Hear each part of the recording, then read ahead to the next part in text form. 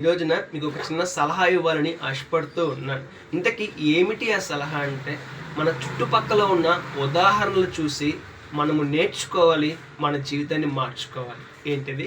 మన చుట్టుపక్కల ఉన్న జరుగుతున్న సందర్భాలు, జరుగుతున్న సన్నివేశాలు చూసి మనము నేర్చుకోవాలి, మన జీవితాన్ని మార్చుకోవాలి. ఒకసారి ఆలోచన చేద్దామండి. రోజు అనేక సందర్భాలు, అనేక సన్నివేశాలు మనం చూస్తూ ఉంటాం కదా.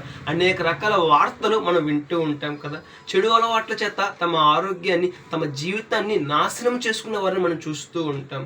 తల్లిదండ్రుల మాట వినకుండా తమ ఇష్టానుసారంగా జీవించి నష్టపోయిన పిల్లల్ని మనం చూస్తూ ఉంటాం. ఇతరులను మోసం చేసి రేపటి దినాన నష్టపోయిన వారిని మనం చూస్తూ ఉంటాం. అనేక రకాలుగా ఇబ్బందులు గుండా వెళ్తున్న వారిని మనం చూస్తూ ఉంటాం కదా.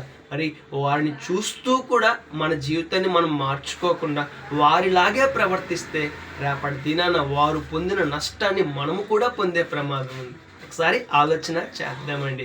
చెడు అలవాట్లు మన జీవితంలో ఉంటే చెడు అలవాట్లకు ఫలితమైన నష్టాన్ని మనం పొందుకునే ప్రమాదం ఉంది. మన తల్లిదండ్రులు చెప్పిన మాట మనం వినకుండా మన ఇష్టానుసారంగా జీవిస్తే మనం రేపటిన నష్టపోయే ప్రమాదం ఉంది.